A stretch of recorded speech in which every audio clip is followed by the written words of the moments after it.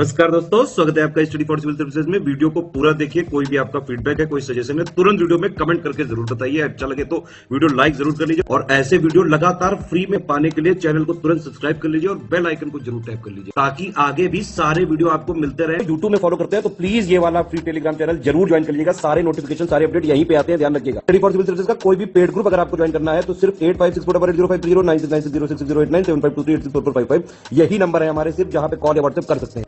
Instagram पे हमारा page जरूर फॉलो कर लीजिएगा, study for civil dot services है। ट्विटर पे हमको जरूर फॉलो कर लीजिएगा, @स्टडी फॉर सिविल्स है। नमस्कार दोस्तों, एक बार फिर से आपका बहुत बहुत स्वागत है स्टडी फॉर सिविल सर्विसेज में। और मैं एसके त्रिपाठी आज आप सभी के साथ जो हमारी daily current affairs news analysis की सीरीज है उसको यहाँ पर बाइलिंगुअल मैनर में कंटिन्यू कवर करूंगा। और जैसा कि आप लोग देख पा रहे होंगे स्क्रीन में कि ये जो आर्टिकल्स हैं वो गवर्नमेंट की जितनी भी लीडिंग वेबसाइट्स हैं और जो लीडिंग न्यूज़पेपर्स है वहां से कलेक्ट किए जाते हैं, फिर आप लोगों को यहाँ पर उपलब्ध कराए जाते हैं, जो आप लोगों के लिए स्पेशली फॉर यूपीएससी, सीएससी और उसके साथ ही जो स्टेट पीसीएस के एग्जामिनेशंस होते हैं उनके लिए प्रीलिम्स और मेंस दोनों ही पर्सपेक्टिव में ये सीरीज आपके लिए बहुत ही ज्यादा बेनिफिशियल साबित होगी। तो आप लोग इस सीरीज को कंसिस्टेंट देखें, सतत रूप से देखें और इसका महत्तम लाभ भी अर्जित करें। साथ ही दोस्तों, अगर आपने इस वीडियो में 10,000 लाइक्स का टारगेट कंप्लीट किया तो आप लोगों को जो इसकी पीडीएफ है फ्री ऑफ कॉस्ट हमारे टेलीग्राम के चैनल में, और साथ ही जो हमारा चैनल है उसको आप लोग ज्वाइन कर ले, और साथ ही हमारा जो इंस्टा का चैनल है वो भी ज्वाइन कर ले ताकि आप इंपॉर्टेंट पीडीएफ्स को एक्सेस कर पाए। तो आगे की ओर चलेंगे और देखेंगे कि किन टॉपिक्स को देखने जा रहे हैं हम लोग। तो सबसे पहला जो आज का टॉपिक है वुमेन एंटरप्रेन्योरशिप प्लेटफॉर्म है ये आपका।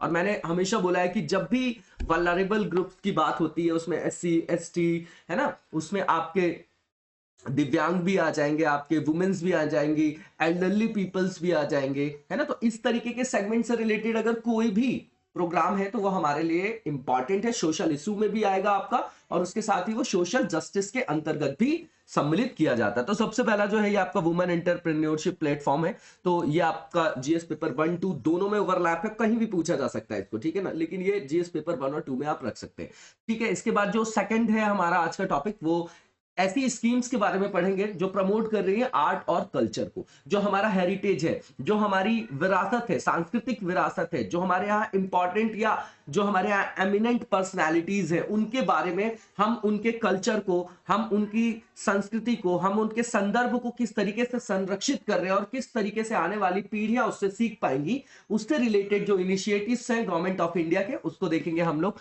ठीक है। आर्ट एंड कल्चर का पार्ट है और ये जीएस पेपर 1 में आप इसको रख सकते हैं। इसके बाद फिर टेक्सटाइल इंडस्ट्री की बात है। डेली ये जो है टॉपिक आता है, मैंने हमेशा बताया कि लेबर इंटेंसिव है और one of the most decentralised industry in India, है ना। अगर आप मैप में देखेंगे तो नॉर्थ हो, साउथ हो, आपका सारी जगह आप देखेंगे तो आपको ये जो है आपकी इंडस्ट्री दिखाई देगी। तो इसके बारे में चर्चा करेंगे हम लोग, जीएस पेपर 3 का पार्ट है। उसके बाद एथेनॉल की बात करेंगे हम यहाँ पर। 2003 में ही ये गवर्नमेंट ऑफ इंडिया ने, जो हमारी गवर्नमेंट है, सरकार है, उसने ये एथेनॉल की ब्लेंडिंग का जो प्रोग्राम है चालू किया था, है ना, ब्लेंडिंग के बारे में, ताकि जो है हम अपना एक अल्टरनेटिव सोर्स ऑफ एनर्जी, जैसे मान लीजिए कि जो हम फ्यूल की जैसे बात करें, अगर हम क्रूड ऑयल की, तो हम अपनी जरूरत का लगभग 70-80% क्या करते हैं, इंपोर्ट करते हैं। अगर हम इंपोर्ट कर रहे हैं तो हमारी डिपेंडेंसी भी है। अब अगर कोई क्राइसिस हो गया कहीं पर तो क्या होगा, हमको उसके रेट का जो फ्लक्चुएशन उसको झेलना पड़ेगा। जैसे अभी आप देख रहे हैं रशिया और यूक्रेन का जो है कॉन्फ्लिक्ट चल रहा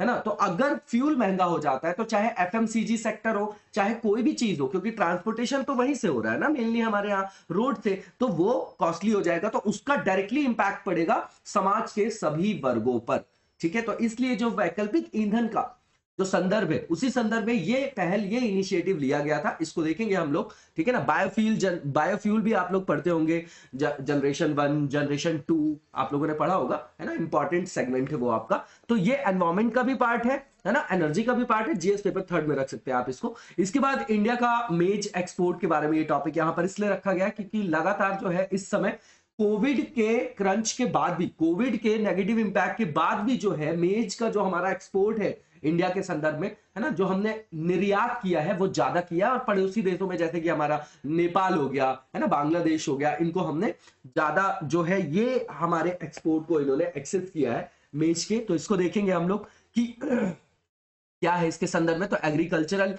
ये आपका सेक्टर है, लेकिन देखिए जितना हम एक्सपोर्ट से अर्निंग करेंगे उतना हमारा बैलेंस ऑफ पेमेंट, जिसको भुगतान संतुलन आप बोलते हैं, वो संतुलित होगा। अब जब सरकार की आय बढ़ेगी तो उस आय को वो निवेश कहां करेंगे? सोशल इंफ्रास्ट्रक्चर में, इकोनॉमिक इंफ्रास्ट्रक्चर में। तो उससे ओवरऑल जो है मल्टी डायमेंशनल जो है डेवलपमेंट देखा जाएगा किसका? कंट्री का। ठीक है ना, इस तरीके से कनेक्ट करिएगा। पहले टॉपिक को हम लोग डिटेल में देखेंगे यहां पर।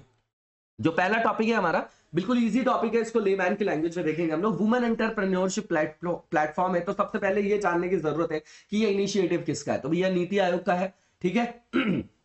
कॉपरेटिव फेडरलिज्म से आगे निकलते हुए हम कंपिटेटिव फेडरलिज्म की बात कर रहे हैं। हम बोल रहे हैं ना, नीति आयोग और योजना आयोग को जब हम कंपैरेटिव देखते हैं तो इनके इनिशिएटिव्स भी ऐसे होते हैं, क्योंकि ये थिंक टैंक है। ठीक है। अब ये जो इनिशिएटिव जिसका नीति आयोग का, अब इन्होंने ये जो एडिशन है ये कौन सा है? 5th है। ठीक है।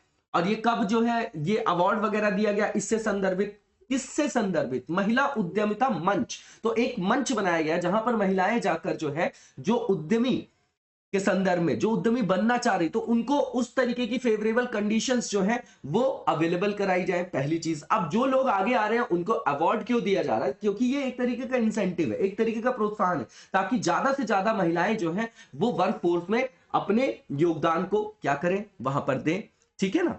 अब यहां पर देखेंगे हम इस अवार्ड के बारे में। तो लॉन्च किसने किया? नीति आयोग ने किया। अब यहां पर जो है इनको अवार्ड वगैरह दिया गया। तो किनको अवार्ड दिया गया होगा, किनको सम्मानित किया होगा? नॉर्मल सी चीज है, जो व्यवसाय कर रही हैं, जो उद्यम है, या जिन्होंने जो है नवाचार के द्वारा, या जो आपके अच्छे इनिशिएटिव्स हैं उनके माध्यम से उन्होंने जो समाज की जो पुरानी रूढ़ियां थी, जैसे स्टीरियोटाइपिंग जिसको बोलते हैं, या ग्लास सीलिंग इफेक्ट बोलते हैं, तो उनको वो छोड़कर, उनको वो तोड़कर आगे की ओर बढ़ रही है। और वहां पर इंडियन जो हमारा क्या है, भारत में जो हमारा वर्कफोर्स है उसमें वो अपनी भागीदारी को सुनिश्चित कर रही है। अब ये देखिए ग्लास सीलिंग क्या होता है और स्टीरियोटाइप, बिल्कुल सिंपल समझिएगा। स्टीरियोटाइपिंग का मतलब ये कि जैसे लड़कियां रात को बाहर नहीं जा सकती, अब समझिएगा। अब ये रूढ़ी से संदर्भित है। ठीक है।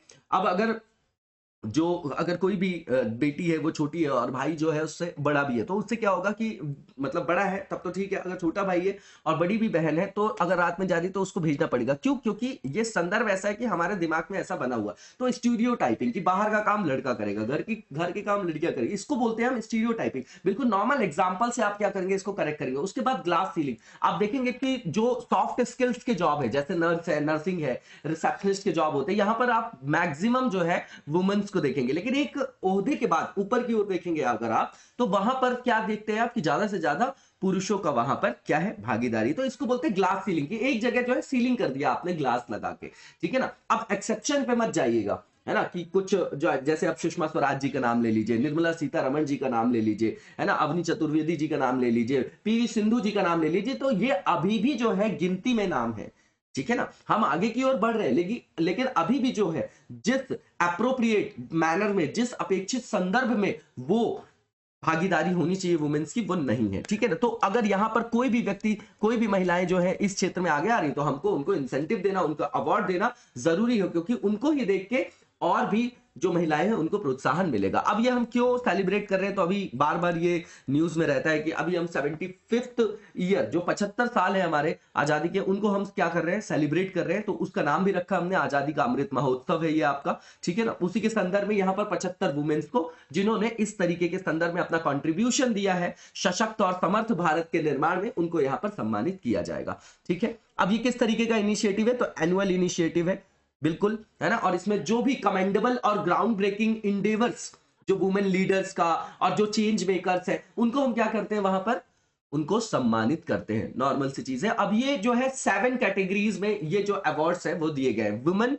ट्रांसफॉर्मिंग इंडिया अवार्ड्स 21 जो है वो 7 जो कैटेगरीज है उनके बेसिस में दिए हैं। तो पब्लिक और कम्युनिटी सर्विसेज है, इसमें मैन्युफैक्चरिंग सेक्टर है, नॉन मैन्युफैक्चरिंग सेक्टर है, financial products enabling economic growth, बिल्कुल नॉर्मल सी चीज है। इसके बाद क्लाइमेट एक्शन है, फिर यहां पर जिन्होंने आर्ट एंड कल्चर और हैंडीक्राफ्ट को प्रमोट किया है उस संदर्भ में भी दिया गया है, और डिजिटल इनोवेशन के रेफरेंस में संदर्भ में भी दिया गया है। अब ये जो प्लेटफॉर्म है ये क्या है? तो देखिए अगर प्लेटफॉर्म है तो डिजिटलाइज किया गया उसको, तो क्या ट्रांसपेरेंसी वहां पर आई, ठीक है ना, एक्सेस भी बढ़ा। तो ये एक तरीके का क्या है, एक पोर्टल है। इसका उद्देश्य क्या है कि यहाँ पर कैटलाइज करना है हमको, किसको, इंटरप्रेन्योरियल जो इकोसिस्टम है, किसके लिए बात कर रहे हैं, वुमेन्स के लिए, ठीक है ना। और वहां पर जो सूचना का अभाव है, जिसको बोल रहे हैं इंफॉर्मेशन एसिमेट्री, है ना, बोल रहे हैं ना, डिजिटल डिवाइड भी देखते हैं विलेजेस में और आपके शहरों में टियर 1 टियर 2 सब जगह जो है डिस्पैरिटी देखी जाती है। तो सूचना का अभाव होता है, तो उस सूचना के अभाव को एड्रेस करने के लिए जिसको हम बोल रहे हैं इंफॉर्मेशन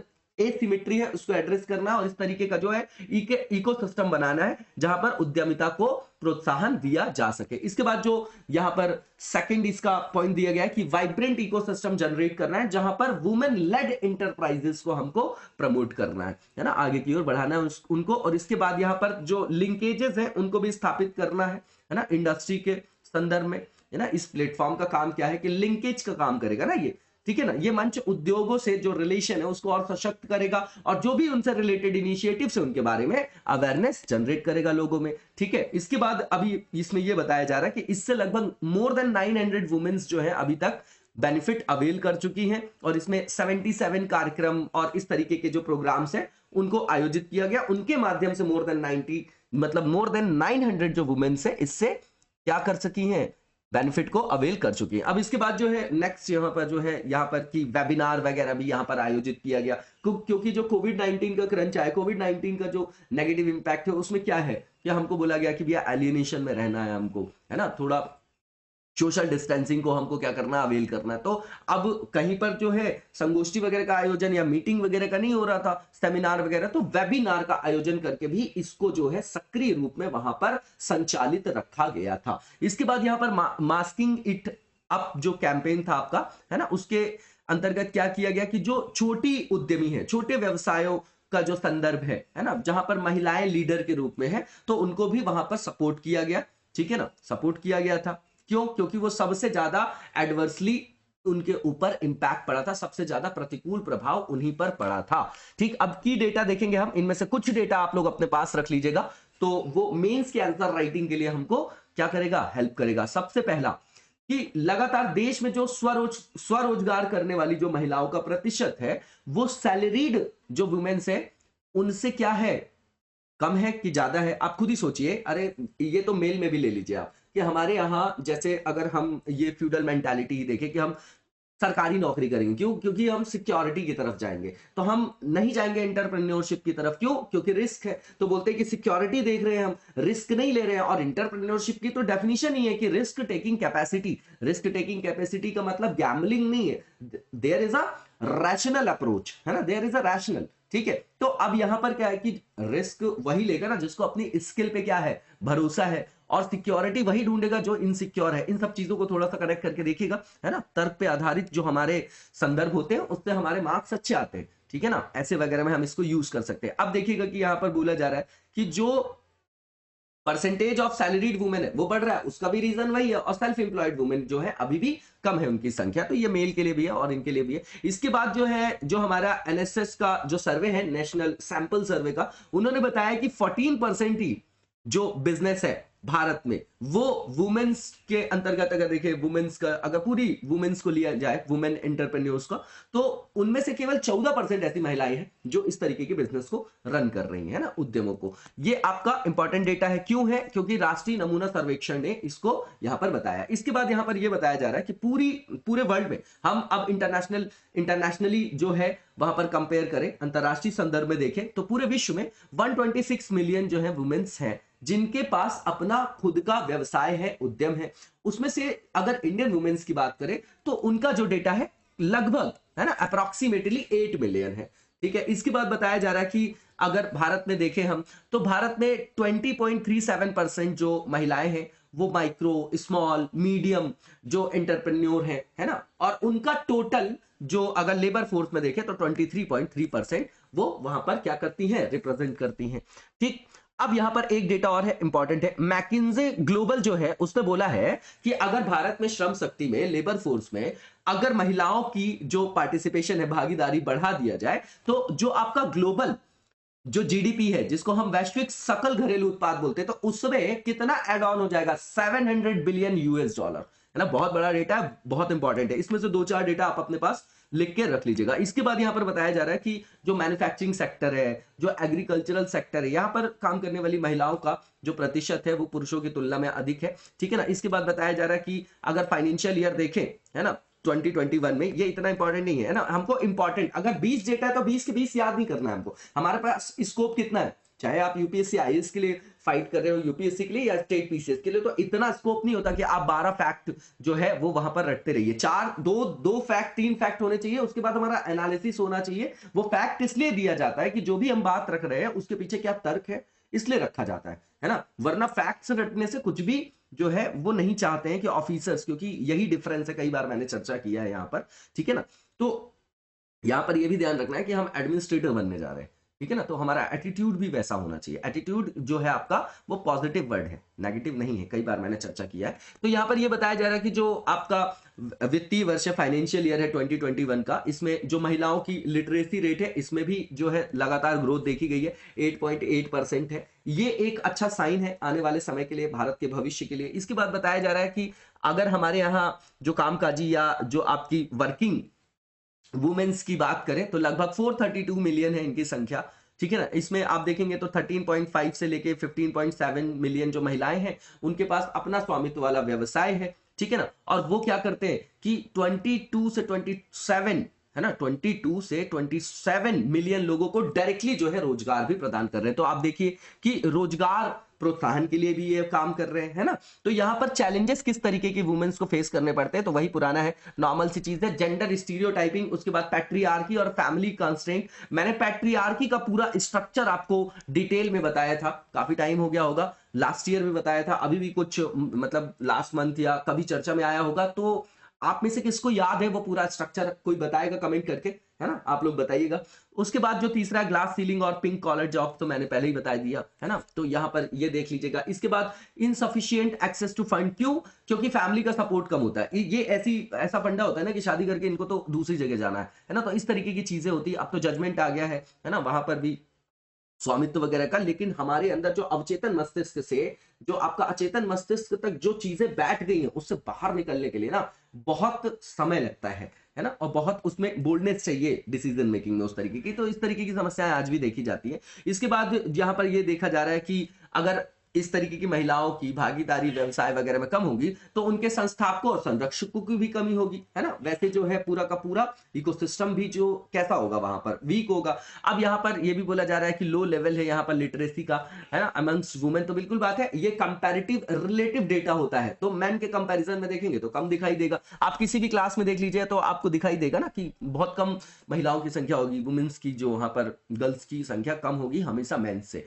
अब यहाँ पर यह भी बोला जा रहा है कि बच्चों की देखभाल हो गया, घर का काम हो गया, है ना, इन सब की जो जिम्मेदारी है वो महिलाओं के ऊपर है, तो वो घर तक ही सीमित रह जाती है ना। डुअल बर्डन ऑफ वर्क, है ना, ये भी एक इंपॉर्टेंट जो है आपका पॉइंट है जो इसमें नहीं लिखा गया है, आप देख लीजिएगा इसको। इसके बाद फिर पूर्वाग्रह वगैरह तो है ही है कि पुरुष जो है वित्तीय मामलों को ज्यादा अच्छी तरीके से संभाल सकते हैं, ये भी एक रीजन है। इसके बाद ये बोला जा रहा है यहाँ पर, ये आपका कंसर्न नहीं है, ये बताया जा रहा है कि महिलाओं के नेतृत्व वाले अच्छा डेटा है कि आने वाले टाइम पे अगर व्यवसाय के संदर्भ में देखें तो नेक्स्ट 5 इयर्स में महिलाओं के नेतृत्व वाले जो ऐसे उद्यम होंगे, व्यवसाय होंगे, उसमें 90% की ग्रोथ देखने का अनुमान लगाया गया। एस्टिमेटेड डेटा है, इसको अलग से रखिएगा, कंसर्न नहीं है तो अच्छी चीज है। इसके बाद गवर्नमेंट के जो इनिशिएटिव्स हैं उनके बारे में चर्चा करेंगे। तो भारतीय महिला बैंक बिजनेस लोन है, ये किस लिए होगा, ताकि उनको क्रेडिट दिया जा सके, है ना, चीप लोन्स दिया जा सके, है ना। ये सेटअप किया गया था 2017 में। उसके बाद देना शक्ति स्कीम है, ये भी वुमेन एंटरप्रेन्योरशिप के लिए ही जो है लॉन्च किया गया है, ताकि वो जब बिजनेस स्टार्ट कर रहे हैं स्पेसिफिक सेक्टर में, लाइक एग्रीकल्चर हो गया, रिटेल हो गया, मैन्युफैक्चरिंग, तो उसके लिए उनको क्या करना,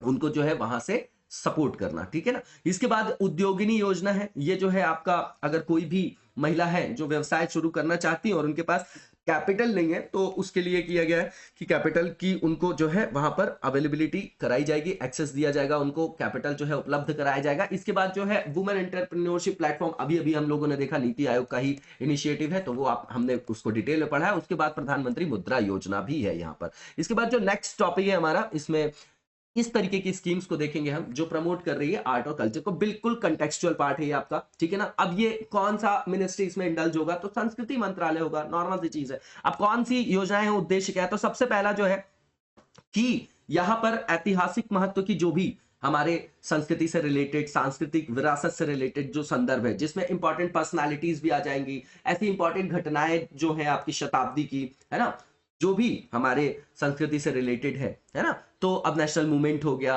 है ना, आजादी के संदर्भ में सारी चीजें आ जाएंगी। तो उसके संदर्भ में जो हम विशेष वर्षगांठ मना रहे हैं उसमें जो भी आपकी प्रतिबद्ध शताब्दी और वर्षगांठ योजना इसलिए है कि हम उनको अगर सेलिब्रेट करेंगे तो जो हमारी आने वाली पीढ़ी है वो उनसे सीखेंगी। तो एक वैल्यू सिस्टम, एक डेडिकेशन, एक राष्ट्रवाद और एक मतलब ऐसा समझिए कि राष्ट्रभक्ति की जो भावना है वो भी एम्बेडेड होगी। क्योंकि धीरे धीरे क्या हो रहा है कि मटेरियलिज्म के कारण क्या हो रहा है कि वैल्यू सिस्टम डिक्लाइन हो रहा है ना। न्यूक्लियर फैमिली, हर जगह जो है डिमांड और सप्लाई जो है इकोनॉमी के लिए थी, लेकिन अब फैमिलीज में भी देखा जा रहा है उन चीजों को। उसके बाद कला संस्कृति विकास योजना है, इसको क्यों लाया गया है? ताकि अवेयरनेस फैलाया जा सके, कला और संस्कृति को बढ़ावा मिले, उनके बारे में लोगों को पता चले। तो रंगमंच का आयोजन करेंगे, संगीत कलाकार, लोक रंगमंच, संगीत और प्रदर्शन कला गतिविधियों के माध्यम से जो है उनको अवेयरनेस फैलाना है। तो उसके लिए हम वहां पर फाइनेंशियल असिस्टेंस प्रदान करेंगे और उसी से हमारा कला संस्कृति को बढ़ावा मिलेगा। इसके अलावा डेवलपमेंट करना है नए म्यूजियम्स का, और जो पहले से आपका विद्यमान इंफ्रास्ट्रक्चर है उसको रेनोवेट भी करना है, उसका मॉडर्नाइजेशन करना है, उसको भी स्ट्रेंथन करना है। इसके बाद यहां पर इस तरीके की लाइब्रेरीज और आर्काइव्स बनाना है ताकि डेटा भी जो है ना, उसके बारे में हमको जो है पूरी की पूरी जानकारी है उसको संरक्षित करें, डिजिटाइज करें, है ना, इस तरीके की चीजें हैं इसमें। तो इसमें मॉडल जो है आपकी लाइब्रेरीज वगैरह सेटअप करना है, ठीक है। उसके द्वारा फिर क्या करेंगे हम, उसी के द्वारा सर्वेक्षण होगा, है ना, मात्रात्मक और गुणात्मक दोनों संदर्भ में। इसके बाद ग्लोबल इंगेजमेंट भी होगी इसमें, और आपका इंटरनेशनल जो आपका कॉपरेशन है उसके संदर्भ में भी इनिशिएटिव लिया गया है ना। ये सब इनिशिएटिव्स के नाम है। अब इसमें क्या क्या जो एम है वो बताया जा रहा है। तो सबसे पहला कि प्रमोट करना इंडियन कल्चर को अब्रॉड में। अब समझिएगा, गिरमिटिया शब्द सुना होगा आप लोगों ने। तो जब ईस्ट इंडिया कंपनी आई हमारे यहाँ 1600 में, तो मॉडर्न हिस्ट्री में आप लोगों ने देखा होगा, तो जिन वर्कर्स को या कामगारों को ले गया गया बाहर श्रम कराने के लिए, तो उनको गिरमिटिया, और आज इसीलिए हम प्रवासी दिवस मनाते हैं। और हमारे यहाँ के बहुत सारे ऐसे लोग हैं जो दूसरे देशों में बहुत अच्छी पोजीशन पे बैठे हुए हैं, ठीक है। तो वहां पर भी हमारे जो इंडियन कल्चर है उसको प्रमोट करना अब्रॉड में। इसके बाद जो हमारा बॉन्ड है फॉरेन कंट्रीज के साथ, है ना, सांस्कृतिक आयाम की बात करें, उनको सशक्त करना। उसके बाद बायलैटरल कल्चरल जो कॉन्टैक्ट्स है उसको भी प्रमोट करना। इंडिया का जो कल्चरल इमेज है अब्रॉड में उसको प्रोजेक्ट करना। उसके बाद जो है प्रमोट करना इनबाउंड टूरिज्म को। और नेशनल मिशन ऑन मैन्युस्क्रिप्ट जो है उसका क्या एम है, ये भी बहुत इंपॉर्टेंट है, इसको देख जाइएगा। अब यहां पर जो है क्या किया जाएगा, मैन्युस्क्रिप्ट जो है वो क्यों बनाया जा रहा है, जिसको पांडुलिपि बोलते हैं हिंदी में। तो इसके द्वारा क्या है कि राष्ट्रीय स्तर के जो सर्वेक्षण है, सर्वे है, तो वो करके यहाँ पर पांडुलिपि है। क्यों? क्योंकि वहीं पर तो सारी चीजें संरक्षित होंगी। तो आने वाला टाइम, जैसे आज हम पढ़ते हैं हिस्ट्री, तो आने वाले हमारी पीढ़ी वो भी ये भी जान सकेगी, वो भी उनके लिए हिस्ट्री होगी, हमारे लिए अभी करंट है ये, ठीक है ना। तो और जो भी डॉक्यूमेंट है उसको, उसका एक डेटा तैयार करना। और कैसा डेटा? इलेक्ट्रॉनिक बेसिस पे, मतलब नेशनल इलेक्ट्रॉनिक डेटाबेस, ठीक है ना। तो उससे क्या करना कि जो भी ये पांडुलिपि है आपकी, जो भी मैन्युस्क्रिप्ट है आपकी, तो उसको क्या करना, उसको संरक्षित करना, उसका दस्तावेजीकरण करना। इसके बाद इनका जो संरक्षण करना है, इसमें मॉडर्न और आपकी ट्रेडिशनल जो भी आपकी स्वदेशी इंडिजीनियस सारे तरीकों को जो है अपनाना है। ट्रेडिशनल से हटके यहाँ पर आधुनिक और स्वदेशी आयाम को अपनाना है, ताकि ज्यादा समय तक और अच्छे से जो है उनको ओरिजिनल टेक्स्ट के रूप में संरक्षित किया जा सके, ताकि आने वाले जो भी हमारी पीढ़ी है या जो अभी भी जो लोग हैं उनको हमारी सांस्कृतिक विरासत के बारे में पता चल सके, ठीक है ना। इसके बाद यहाँ पर नेक्स्ट जनरेशन के लोगों को भी यहाँ पर ट्रेन करना है कि भैया वो किस तरीके से पांडुलिपि का अध्ययन कर पाएंगे। इसके बाद जो भी हमारी रेयरेस्ट और जो बची हुई है क्रिटिकली इंडेंजर्ड जो मैन्युस्क्रिप्ट है उनको भी डिजिटलाइज करना है, लोगों तक उनकी जो पहुंच को बढ़ाना है ना, पांडुलिपियों तक पहुंच को बढ़ाना है, ताकि लोगों में अवेयरनेस हो। जब होगी चीजें तभी तो लोग एक्सेस कर पाएंगे। इसके बाद जो भी आपकी ऐसी मैन्युस्क्रिप्ट्स हैं, है ना, जिनका क्रिटिकल एडिशन अभी तक पब्लिश नहीं हुआ है, ठीक है, तो उन तक भी पहुंच को बढ़ावा देना है, उनको भी पब्लिश करना है, लोगों तक पहुंचाना है। बिल्कुल फैक्चुअल चीज है, इसमें कभी भी मेंस का पूरा फुल क्वेश्चन फ्रेम नहीं होगा। इसके बाद टेक्सटाइल इंडस्ट्री की बात करेंगे, तो यहां पर बोला जा रहा है कि वहां पर टेक्नोलॉजिकल एस्पेक्ट है उसको भी अपग्रेड करिए, है ना, ये सब चीजें हैं, देखा जाएगा। और यहाँ पर गवर्नमेंट कई सारी जो है इनिशिएटिव्स भी लिया। कल भी बात कर रहे थे हम लोग कि टफ्स स्कीम है, ए टफ्स स्कीम है, बहुत सारी स्कीम्स है इसमें, ठीक है ना। तो ये की पॉइंट्स बताया जा रहा है इसमें, और ये लेबर इंटेंसिव है, तो रोजगार के जो समस्या है उसको भी एड्रेस करता है ये आपका।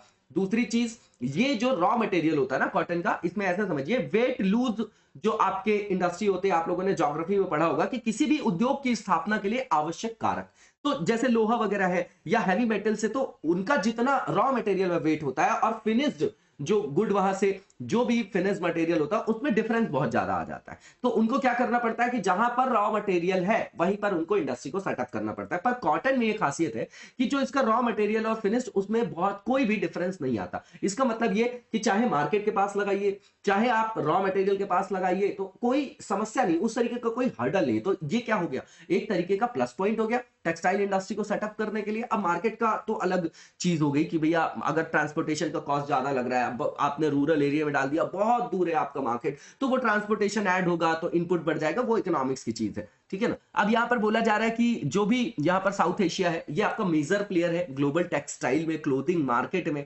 ठीक है, ठीक है। और ये वैश्विक उत्पादन की तीसरी लहर की शुरुआत हो गई है। उसमें जो है दक्षिण एशिया वैश्विक कपड़ा और वस्त्र बाजार में एक प्रमुख सेवा प्रदाता बन गया। अब देखिए यहां पर इंडिया को पीछे छोड़ दिया किसने, बांग्लादेश ने, है ना।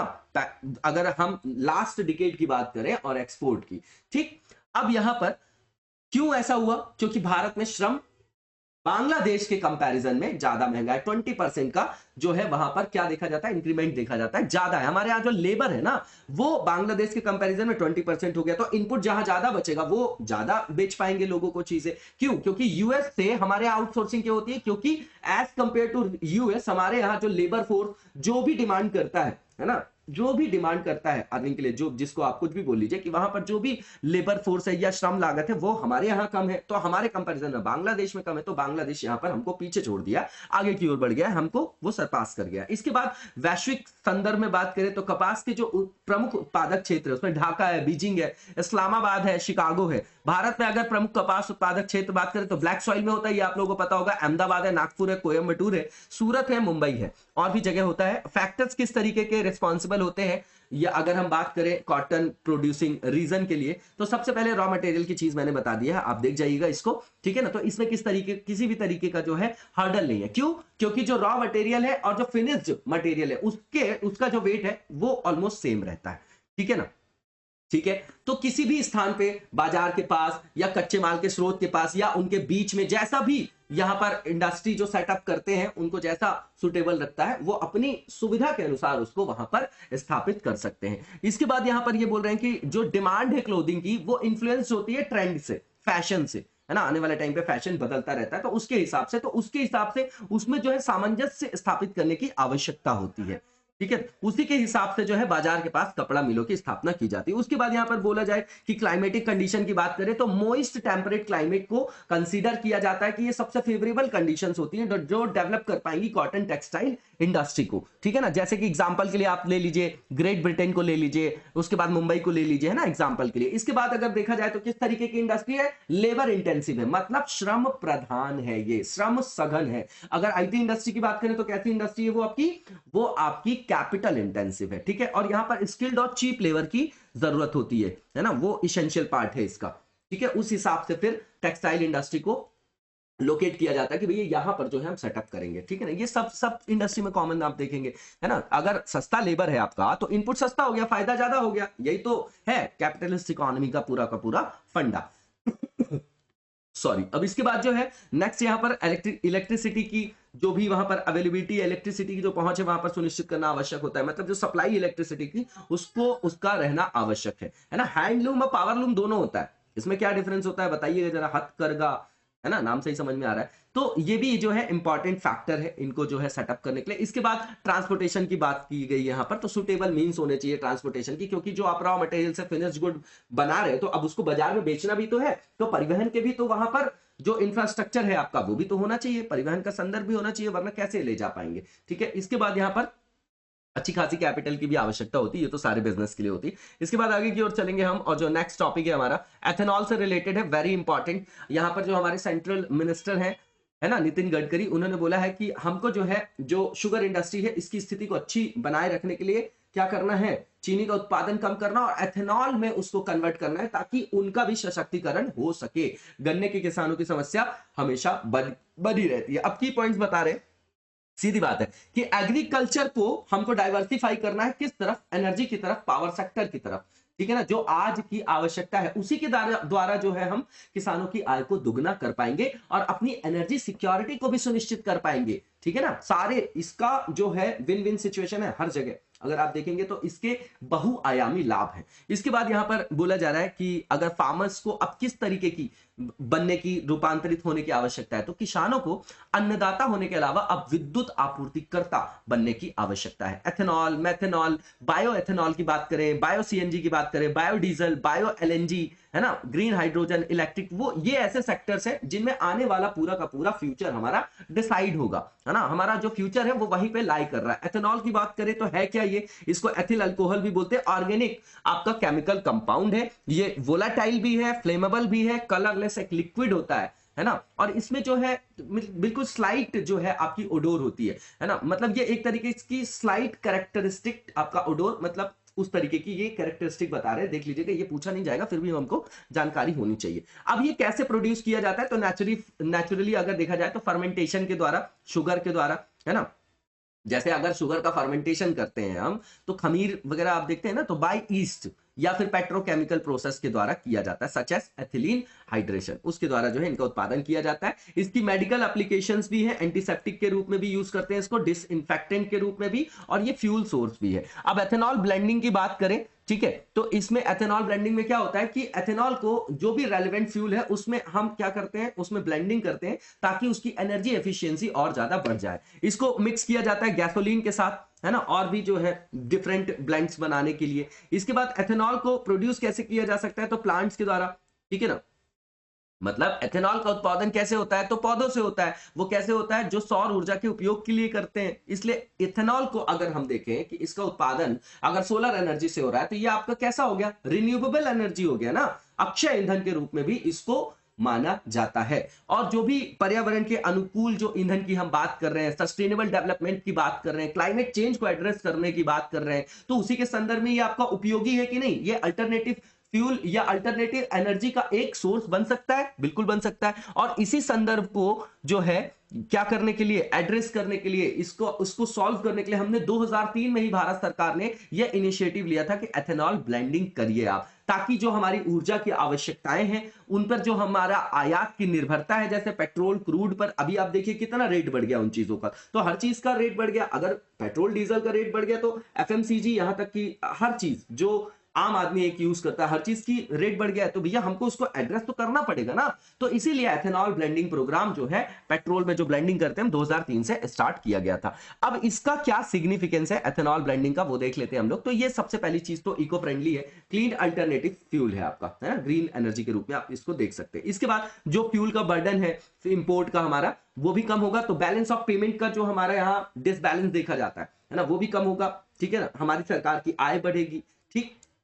अगर देखा जाए वर्तमान में, तो जो टोटल पेट्रोलियम इंपोर्ट है हमारे देश में, वो एट प्रेजेंट 8 लाख करोड़ है। और उसमें अभी ये बोला जा रहा है कि अब लगातार इंफ्रास्ट्रक्चर में डेवलपमेंट हो रहा है, लोगों की जनसंख्या लगातार बढ़ रही है ना। तो क्या हो रहा है कि आने वाले टाइम पे इसकी डिमांड और बढ़ जाएगी। तो ऐसा बोला जा रहा है कि लगभग 25 लाख करोड़ जो है ये एक्सपेक्टेड डिमांड होगी, कब, नेक्स्ट 5 इयर्स में। इसके बाद ग्रीन हाउस गैसेस का जो आपका एमिशन है वो भी इससे कम होगा। क्यों होगा, क्योंकि क्लीन एनर्जी से रिलेटेड है ना। अब ये लिंक्ड है दोनों जो पॉइंट है, तो जो हमारे पॉइंट लिंक्ड होते हैं ना वो एक साथ आने चाहिए, ठीक। इसके बाद ये प्रोवाइड करेगा अल्टरनेटिव मार्केट भी, किसके लिए, जो भी आपके फार्मर्स हैं उनके लिए, है ना, जैसे क्रॉप्स हो गए आपकी शुगर केन वगैरह, उसके संदर्भ में बात कर रहे हैं। इसके बाद ये प्रमोट करेगा मार्केट सेल, किसका, जो क्रॉप्स के रेसिड्यू, जो आपके ऐसे उत्पाद जिनको हम वेस्ट बोलते हैं, बच जाते हैं कृषि के बाद, तो उनके लिए भी एक तरीके का मार्केट ये जनरेट करेगा। इसके बाद ये फार्मर्स की इनकम को बढ़ाएगा। इसके बाद जो भी हमारा अर्बन सॉलिड वेस्ट है उसका भी तो एक तरीके से ये ऑप्टिमम यूटिलाइजेशन है